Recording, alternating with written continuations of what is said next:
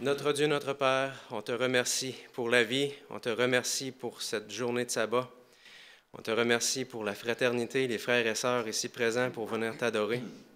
Et alors qu'on s'approche de toi, Seigneur, et qu'on veut entendre ta parole parler à nos cœurs, accorde-nous ce don du Saint-Esprit et que cette parole puisse nous faire du bien.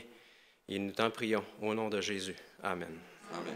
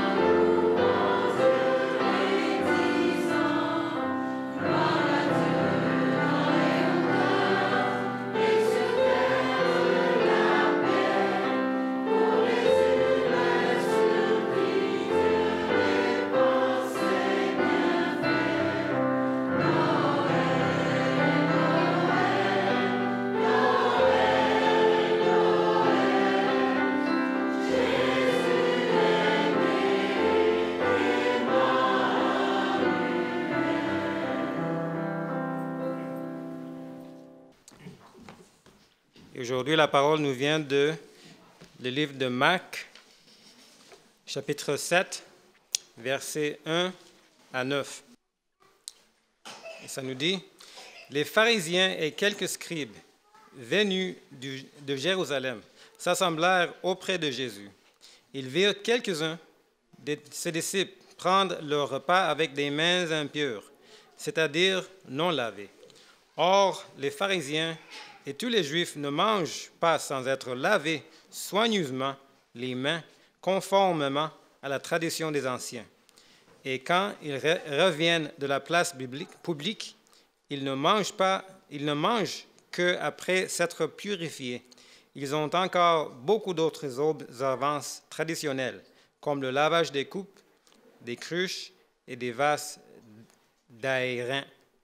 Et les pharisiens et les scribes lui demandèrent, « Pourquoi tes disciples ne suivent-ils pas la tradition des anciens, mais prennent-ils leur repas avec des mains impures? » Jésus leur répondit, « Hypocrite, Ésaïe a bien prophétisé sur vous, ainsi qu'il est écrit, « Ce peuple m'honore des lèvres, mais son corps est éloigné de moi.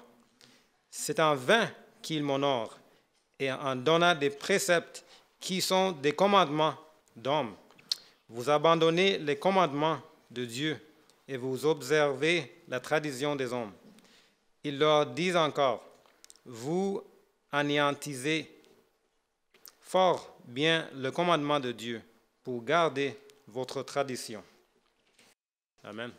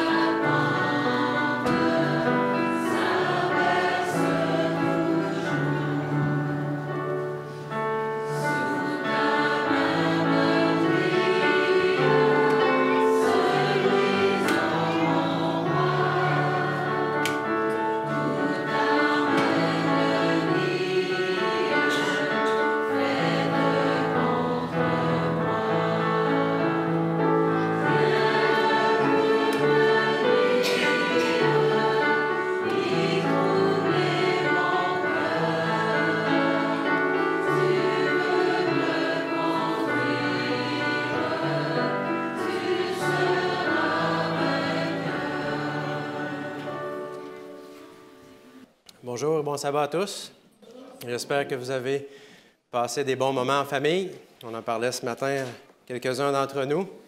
J'ai remarqué qu'il y en a plusieurs qui ont changé de voix. Ils ont attrapé un rhume ou quelque chose. C'est la saison à chaque année. Ça vient avec, on va dire, nos bonnes vieilles traditions. Le rhume qui réapparaît à chaque année. Alors, on vit présentement en fin d'année, en plein cœur d'une saison, d'une période remplie de bons moments. Et c'est une période particulière parce qu'on passe des bons moments avec ceux-là qu'on aime. On va rencontrer la famille, les amis, etc. Et les rencontres de Noël, même si on a eu des chants de Noël, sont déjà derrière nous. Alors peut-être qu'il y a des rencontres, je ne veux pas décourager les gens qui sont déjà fatigués, mais peut-être qu'il y aura encore d'autres rencontres à venir pour le jour de l'an et ces choses-là avec la famille. Donc, bon courage à tous ceux qui se couchent tard. Et j'espère ce matin que je ne vais pas vous endormir avec mon message. Pourtant, je vais vous parler de tradition ce matin.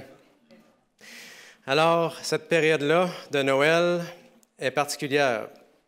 Et c'est un peu, on peut dire, une tradition qui s'est inscrite assez facilement, si on veut, dans notre registre de tradition.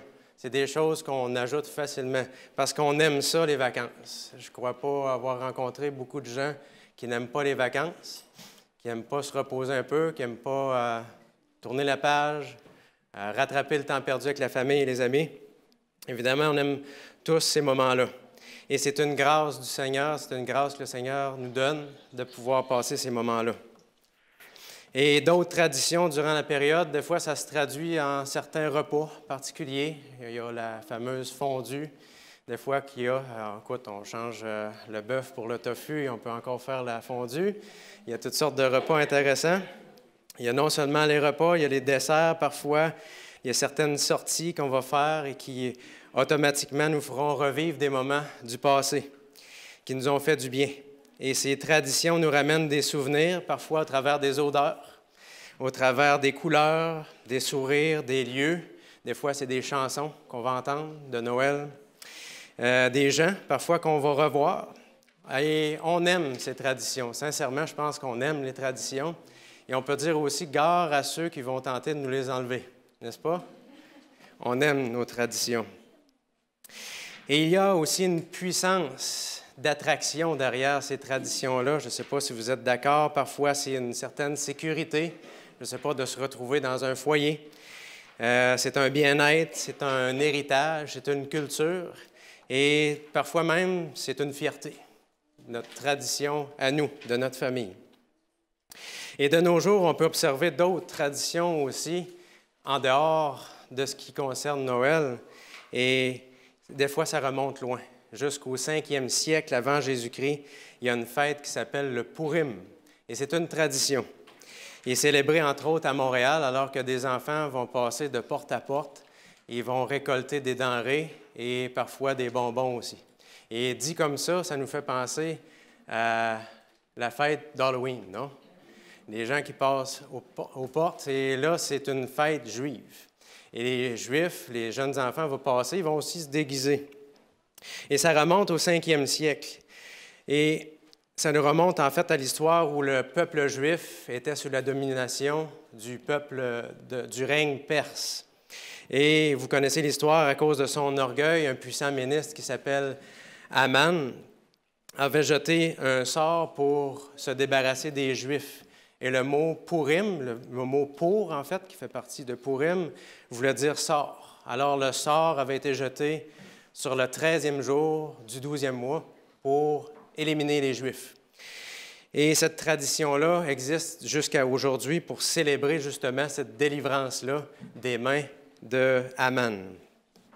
Et c'est justement Esther, pour ceux qui ont lu le livre, évidemment, Esther et Mardoché qui ont instauré cette fête-là juive pour ne jamais oublier cette grâce divine qui avait été accordée. Et on peut lire un passage justement dans la parole de Dieu par rapport à ça, dans le livre d'Esther.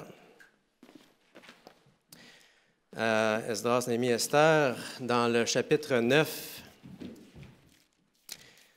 Esther, chapitre 9, on va lire les versets 27 et 28. Esther 9, 27 et 28. Ça nous dit ceci. Les Juifs prirent l'engagement irrévocable pour eux, pour leur descendance et pour tous ceux qui se joindraient à eux, de célébrer ces 2 jours en respectant ce qui est prescrit et la date fixée, et ce, chaque année, de garder le souvenir de ces jours et de les célébrer de génération en génération, et dans chaque famille, dans chaque province et dans chaque ville, et ne jamais laisser ces jours de Purim disparaître du milieu des Juifs, ni leurs souvenirs s'effacer parmi les descendants. Et on ne parle pas de Noël. Parfois, on a l'impression de garder nos traditions d'une façon aussi solide que ça, mais là, on parle de la fête de Purim. Et si cette fête-là de Purim, aujourd'hui, elle pourrait être confondue avec l'Halloween, d'ailleurs, les gens qui sont non-juifs vont appeler cette fête-là l'Halloween juive. Alors, ce n'était pas nécessairement de cette façon-là que c'était fêté à l'époque. À l'époque, les Écritures nous disent que cette fête était un jour de festin et de joie et où on partageait des portions de nourriture les uns avec les autres. Donc, ce n'était pas de faire du porte-à-porte pour récolter des bonbons, ni se déguiser. Et d'ailleurs, aujourd'hui, on peut même voir des enfants déguisés en Haman. C'est quand même surprenant quand on se dit que la fête voulait justement souligner qu'on se détachait du pouvoir d'Haman. Alors aujourd'hui, les gens vont se déguiser en Haman. C'est quand même surprenant.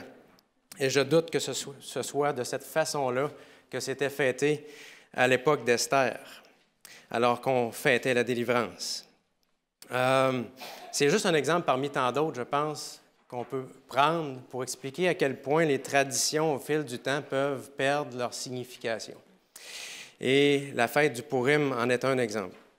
Et en parlant de tradition, 1500 ans avant Jésus, Moïse a écrit les révélations que Dieu lui-même lui a données. Il lui avait dicté. Et ces écrits sont aujourd'hui entre nos mains et sont disponibles en 5 livres qu'on appelle le Pentateuque. Genèse, Exode, Lévitique, Nombre, Deutéronome. C'est des choses que Dieu a données et que Moïse a écrit. Et à l'époque de Jésus, comme on l'a lu tantôt dans le livre de Marc, il y avait ce qu'on appelle les spécialistes de la loi, et en particulier les spécialistes de la loi de Moïse. Il y avait non seulement les écrits de Moïse, mais ils avaient aussi ce qu'ils appelaient une tradition orale, une autre tradition, qui se serait transmise de génération en génération. pendant 1500 ans. Finalement, de Moïse jusqu'à Jésus, cette tradition-là s'est transmise. On ne parle pas des écrits de Moïse, mais on parle bel et bien d'une tradition orale qui aurait suivi les écrits de Moïse. Alors, c'est ce que les Juifs croyaient à l'époque de Jésus, en particulier, justement, les pharisiens. Et les Juifs de l'époque de Jésus, pour mettre du poids à cette théorie-là, qui a de la misère à tenir la route finalement, pour mettre un peu de crédibilité, ils ont imaginé et mis en place un mécanisme qui expliquerait cette transmission de génération en génération de cette tradition orale, de Moïse jusqu'à eux. Et c'est intéressant de noter qu'on a des écrits, entre autres, d'un historien qui s'appelle Flavius Joseph, qui était un Juif et qui a vécu en l'an 37 de notre ère. Donc, il a vécu à l'époque des apôtres. Donc, il y a quelque chose d'intéressant à dire par rapport à cette période-là, justement, à cette tradition orale. Parce que lui, il a presque vu Jésus, finalement, qui a été crucifié 6 ans avant, et il a presque vu la lapidation d'Étienne quelques années auparavant. Évidemment, il était jeune en 37, mais ça nous met un peu, ça nous situe dans le temps. Et on peut retrouver dans le livre « Antiquité judaïque » de Flavius Joseph ceci. Les pharisiens avaient transmis au peuple certains règlements transmis par les générations précédentes et non inscrits dans la loi de Moïse. Donc, il était connu à l'époque par les Juifs eux-mêmes que certaines traditions étaient enseignées et ne faisaient pas partie des écrits de Moïse. Et selon les pharisiens, Moïse aurait donné certaines consignes essentielles. Pourquoi est-ce qu'elles étaient essentielles? C'est parce qu'elles devaient être enseignées pour mieux comprendre les Écritures.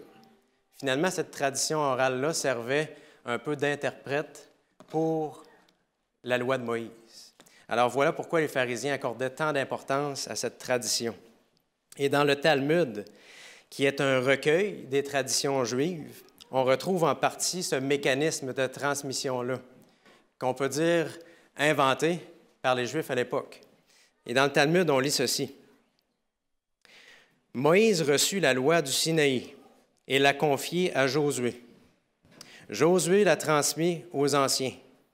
Les anciens l'ont transmis aux prophètes et les prophètes l'ont confié aux grands de la synagogue. » Vous voyez un peu déjà la chaîne de transmission de la tradition orale. Et les grands de la synagogue, quand on parle de grands de la synagogue, ce sont ceux qui dirigeaient à l'époque d'Esdras et Néhémie. On vient d'étudier, il y avait des gens en charge pour enseigner le peuple. Alors les grands de la synagogue, ce sont ces gens-là, selon ce qui est écrit dans le Talmud. Et ces grands ont vécu au 6e et 5e siècle, finalement, avant Jésus. Et vient ensuite cette période de 500 ans, du temps d'Esdras, Néhémie, jusqu'au temps de Jésus. Et cette période est un peu plus mystérieuse en ce qui concerne la tradition orale. Selon les Juifs, il y aurait en fait dans le Talmud une longue liste de noms de Juifs qui auraient vécu, qui auraient reçu cette tradition et qui l'auraient retransmis par la suite. Alors, c'est une série de noms de gens qui auraient existé et qui auraient fait ce travail-là, de transmettre cette tradition orale-là. Et c'était intéressant de voir avec quel soin ils ont voulu expliquer justement cette transmission-là.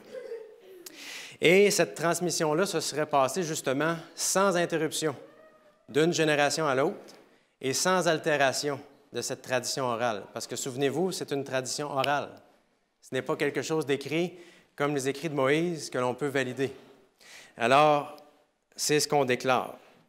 Selon eux, elle ne contredisait en rien la loi de Moïse, mais était l'explication de cette tradition écrite. Et voilà pourquoi elle était si précieuse à leurs yeux. Et à cette époque, il devait y avoir un magistère. Un magistère, c'est un regroupement de personnes qui ont comme travail justement de recevoir cette tradition orale, de la comprendre, de l'appliquer et aussi de la transmettre à la génération suivante. Il devait y avoir un magistère, on appelle ça de cette façon-là, pour perpétuer cette chaîne de transmission.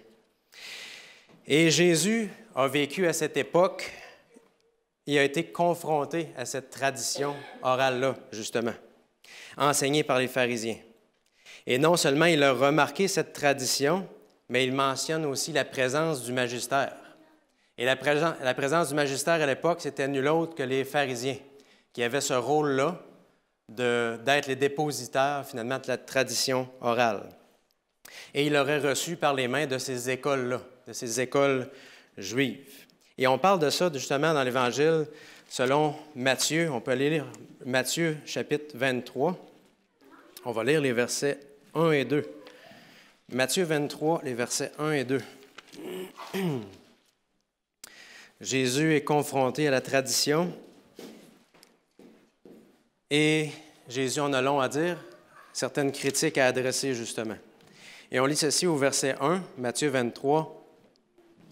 Alors Jésus s'adressa à la foule et à ses disciples en disant, « Les spécialistes de la loi et les pharisiens se sont fait les interprètes de Moïse. » Se sont fait les interprètes de Moïse. En fait, ma version second 21 dit ça, la vôtre doit être écrit, se sont assis dans la chair de Moïse, c'est ça? J'aime mieux la version traditionnelle qui dit la chair de Moïse. En fait, c'est une façon de dire que finalement, ils étaient assis sur le trône. Autrement dit, c'est eux qui étaient en contrôle de ce que la loi de Moïse disait. Et le mot en grec derrière le trône, c'est cathédra. Et on connaît ce mot-là aujourd'hui avec la tradition chrétienne. Si aujourd'hui on disait les pharisiens parlaient ex cathedra, depuis le trône. Autrement dit, quand ils parlaient, les pharisiens, on ne pouvait pas les contredire. Parce qu'eux, ils avaient la tradition orale et eux savaient ce que les écrits voulaient dire. Donc, gare à celui qui se lèverait pour contredire les pharisiens. C'est ce que ça veut dire la chair de Moïse. Une façon de dire qu'ils s'accordaient le pouvoir d'interpréter les Écritures. Et ils avaient le pouvoir de déterminer aussi qu'est-ce qui était une vraie tradition et qu'est-ce qui n'en était pas une. C'est eux qui déterminaient, ce n'était pas les Écritures. Ils avaient aussi le pouvoir d'ajouter des traditions si la tradition leur convenait. Évidemment, Jésus savait bien que cette soi-disant chaîne de transmission n'avait aucun fondement biblique et n'avait aucun fondement historique. Il savait aussi très bien qu'aucune tradition orale n'avait été transmise en parallèle avec cette tradition écrite. Parce que Jésus, finalement, c'est lui-même qui avait donné les écrits de Moïse, les écrits à Moïse.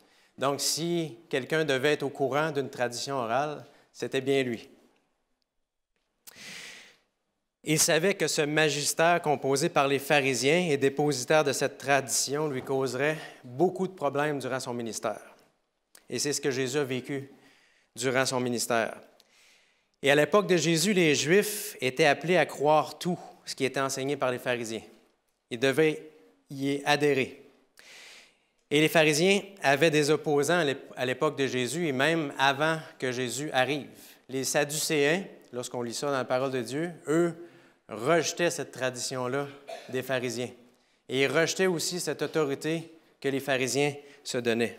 Les Sadducéens n'embarquaient pas dans cette histoire-là. Et néanmoins, les pharisiens, eux, avaient l'appui de la majorité. Et lorsqu'ils parlaient contre un roi ou lorsqu'ils parlaient contre un sacrificateur, c'est quelque chose qui avait beaucoup de poids. Donc, une grande autorité était accordée aux pharisiens. Et alors que Jésus dénonçait les pharisiens et les scribes dans le chapitre 23 de l'Évangile selon Matthieu, on retrouve aussi une citation intéressante dans le livre Jésus-Christ que j'aimerais vous partager ce matin. Et c'est à la page 616, le paragraphe numéro 3. Il est écrit ceci. On parle des pharisiens. Ils croyaient pouvoir établir d'habiles distinctions entre des péchés de diverses gravités, passant légèrement sur certains et jugeant impardonnables d'autres, qui en réalité étaient moins coupables. Une personne ayant fait un vœu pouvait se dispenser de l'accomplir moyennant de l'argent. Des crimes pouvaient être compensés par de fortes sommes. Dans d'autres cas, les prêtres et les chefs prononçaient des jugements sévères pour des fautes insignifiantes. Donc, ça nous remet un peu dans le contexte dans lequel Jésus a évolué, a voulu prêcher la parole de Dieu. Évidemment, on parle de corruption. On achetait finalement les prêtres avec de l'argent pour, en quelque sorte, se faire pardonner nos péchés. C'est comme la version traditionnelle de ce qu'on peut appeler des indulgences. Il n'y a rien de nouveau. Il y avait cette tradition qui permettait aux pharisiens de pouvoir exercer un pouvoir sur le peuple. Et alors que Jésus débutait son ministère, très tôt, il a été confronté à cette autorité des scribes et des pharisiens. Et les Écritures nous présentent Jésus comme parlant avec autorité. Et les pharisiens questionnant Jésus et remettant publiquement l'autorité de Jésus en question. Et c'est ce qu'on lit dans les Écritures.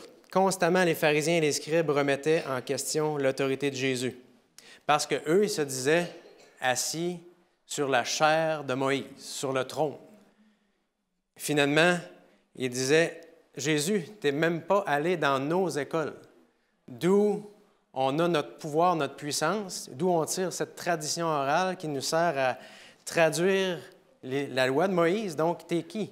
Quel mot est-ce que tu as à dire par rapport à toutes les Écritures? Et il remettait en question l'autorité de Jésus et sa crédibilité aussi. Et on peut lire des exemples dans ça, toujours dans l'Évangile selon Matthieu. On va lire au chapitre 7, un passage des versets 28 à 29. Matthieu 7, les versets 28 et 29. On lit ceci. Quand Jésus eut fini de prononcer ces paroles, les foules restèrent frappées par son enseignement, car il enseignait avec autorité et non comme les spécialistes de la loi. Vous voyez, l'autorité des pharisiens venait de cette tradition orale et l'autorité de Jésus venait pas de cette tradition orale, mais venait des Écritures. Et on va lire aussi dans Marc, un peu plus loin, dans Marc, chapitre 11, les versets 27 et 28. Marc 11, 27 et 28. Et là, on remet en question justement l'autorité de Jésus. Marc 11, 27 et 28, on lit ceci. « Ils se rendirent de nouveau à Jérusalem et, pendant que Jésus se promenait dans le temple, les chefs des prêtres, les spécialistes de la loi et les anciens vinrent vers lui. » Là, on voit un peu le contexte. Tout pour intimider Jésus et lui dire, « Par quelle autorité fais-tu ces choses? Et qui t'a donné l'autorité de les faire? » Alors, il venait en gang au temple, et tous ceux qui ont du pouvoir, de l'autorité, une renommée auprès du peuple, ils viennent auprès de Jésus, on peut imaginer quasiment en train de l'encercler, il dit, « Par quelle autorité est-ce que tu fais ces choses? Est-ce que tu parles? » Et des foules étaient étonnées et suivaient Jésus, nous disent les Évangiles, parce que ces enseignements, ceux de Jésus, étaient remplis d'autorité. Ils étaient jaloux de Jésus, parce que Jésus basait son autorité sur la parole de Dieu, alors qu'eux ne pouvaient pas le faire en dehors de leur tradition orale. Tout tournait autour de cette tradition orale. Et lorsqu'on étudie les Évangiles, on rencontre un Jésus qui parlait avec autorité, parce que ce qu'il enseignait, ce qu'il faisait, était toujours basé sur la parole de Dieu. Et non seulement ce qu'il disait, et ce qu'il enseignait, mais aussi il se défendait avec la parole de Dieu. Et on peut le lire justement lorsqu'il était dans le désert, alors qu'il s'est défendu de l'ennemi. Il a cité les Écritures, il a cité la loi de Moïse, il a cité le livre de Deutéronome. Jésus utilisait la parole de Dieu, il connaissait très bien la loi de Moïse, les écrits de Moïse. Voilà dans quoi l'autorité de Jésus était établie. Et de nos jours, la tradition orale existe toujours. Elle ne remonte pas à l'époque de Moïse, mais elle remonte à l'époque de Jésus. Parce qu'en effet, l'Église chrétienne aujourd'hui ne se contente pas des écrits des apôtres, finalement, qui sont le Nouveau Testament. L'Église chrétienne aime aller un peu plus loin et lire dans ce qu'on appelle aujourd'hui les pères de l'Église. Ce sont des gens qui ont suivi les apôtres et qui ont dit des choses qui se seraient transmises, encore une fois, de génération en génération jusqu'à aujourd'hui. Et évidemment, si cette tradition orale existe encore au travers des pères de l'Église, cette tradition orale, encore aujourd'hui, exige un certain mécanisme de transmission de génération en génération. Et elle exige aussi un magistère, c'est-à-dire des gens qui vont devoir s'asseoir, qui vont devoir évaluer cette tradition orale-là et qui vont pouvoir utiliser cette tradition orale pour lire les Écritures et les interpréter pour le peuple, et non laisser le peuple lire les Écritures et les interpréter. Vous voyez un peu le même pattern, si on veut, qui revient, qui n'est pas nouveau. Et cette tradition orale existe, et ils ont le pouvoir aussi de déterminer certains péchés. Est-ce qu'ils sont moins graves?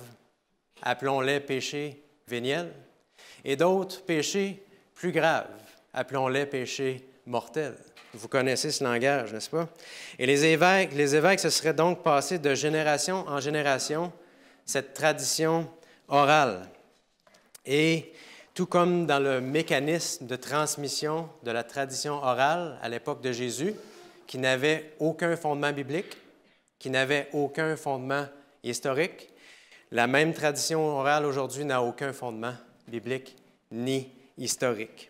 Et c'est un parallèle intéressant, un clin d'œil de Dieu, de voir que cette même situation qui est arrivée à l'époque de Jésus se reproduit encore aujourd'hui, de nos jours.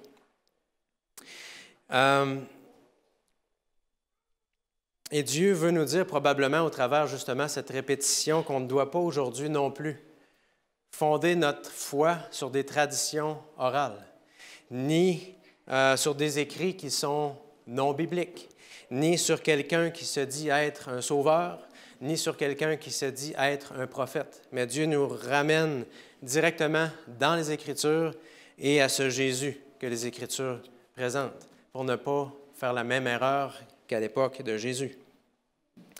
Et Jésus a vécu le rejet de la parole de Dieu, qui est une conséquence de cette tradition, finalement, qui favorisait les désirs, les intérêts et les objectifs personnels du peuple de Dieu, et rien d'autre. Et alors qu'on vit au temps de la fin et que nous sommes sur le point de voir Jésus revenir sur les nuées du ciel, est-ce que ce serait possible que l'ennemi reproduise encore le même piège au peuple de Dieu, exactement de la même façon au travers, entre autres, des traditions? Ce serait possible qu'il l'a... En fait, il l'a réussi. Le peuple juif a été rejeté en l'an 34, nous disent les prophéties. Alors, est-ce que l'ennemi va reproduire encore cela? Est-ce que le peuple de Dieu va rejeter son Sauveur lors de son retour? Par le biais des traditions. Mais au-delà de cette tradition orale sur laquelle les pharisiens s'appuyaient, et au-delà de cette tradition orale sur laquelle l'Église chrétienne s'appuie aujourd'hui pour mettre en place toutes leurs croyances, j'aimerais porter attention sur l'attitude des gens qui s'opposaient au message de Jésus, parce que le message de Jésus s'opposait à leur tradition. Regardons un peu comment agissaient ces gens. Ils croyaient que personne ne pouvait rien leur enseigner. C'était de cette façon-là qu'étaient les pharisiens. Ils se voyaient bien au-dessus des autres et en position d'autorité. Ils avaient soif de pouvoir et de maintenir leur emprise sur le peuple. Et par-dessus tout, ils avaient le désir de maintenir cette opinion populaire, parce que l'opinion du peuple comptait beaucoup pour les pharisiens. Et ce magistère, finalement, protégeait ses intérêts et se protégeaient les uns les autres. Ils étaient ensemble, ils travaillaient en équipe. Et si un de leurs membres osait appuyer Jésus, ou l'un de ses enseignements, ou l'un de ses supporters, il était rapidement repéré et mis à l'écart. C'est de cette façon-là que ça se produisait. Et les pharisiens, à l'époque, accomplissaient beaucoup de choses, mais Dieu ne regarde pas la quantité, semble-t-il. Les pharisiens prêchaient haut et fort la parole de Dieu, mais Dieu n'évalue pas sans tenir compte de la disposition du cœur. Et Jésus nous dit encore aujourd'hui que nous pouvons annuler la puissance des Écritures par nos traditions et même fermer le royaume de Dieu à certaines personnes, non seulement à nous-mêmes, mais à ceux de notre entourage qui pourraient vouloir y entrer. Et si nos bonnes vieilles traditions du temps des fêtes sont appropriées, il peut néanmoins avoir dans nos vies, dans notre Église, des traditions ou des vieilles façons de faire, ou peut-être même de penser, qui peuvent nuire à notre croissance spirituelle, qui peuvent nuire à notre ministère personnel et qui peuvent nuire aussi à la mission de l'Église dans son ensemble.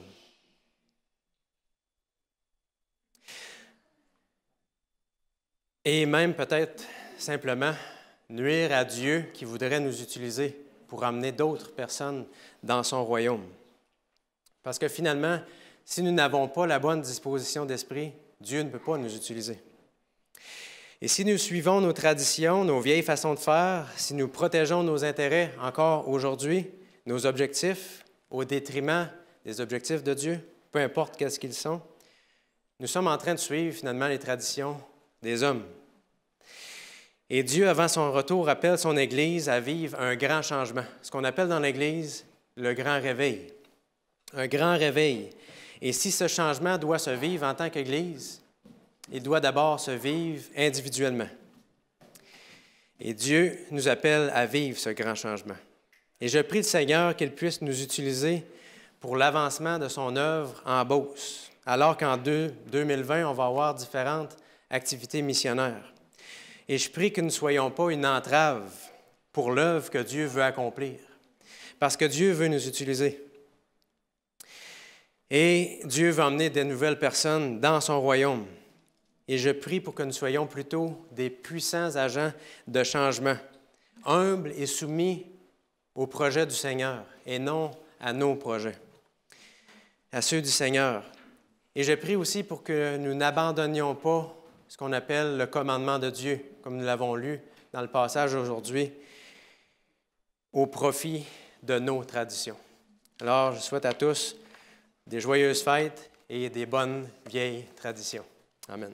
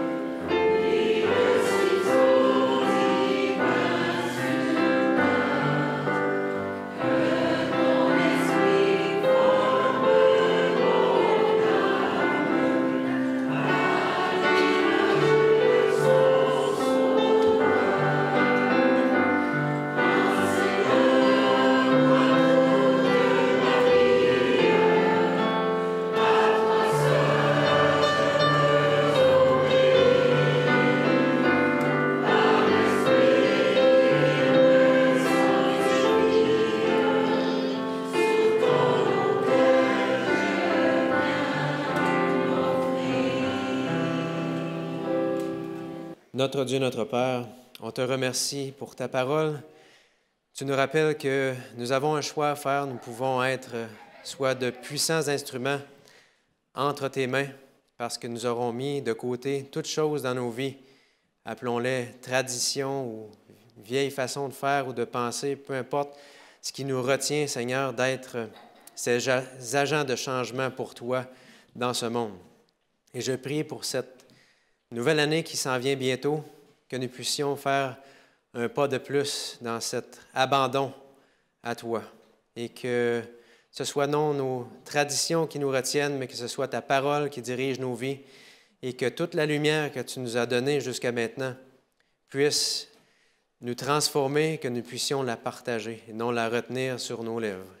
Accorde-nous cette grâce, Seigneur, bénis chacun d'entre nous et accorde-nous aussi d'autres bons moments en famille, que nous puissions être ces témoins que tu désires que nous soyons par ta puissance et pour ta gloire. Nous t'en prions au nom de Jésus, notre Sauveur et Seigneur. Amen. Amen.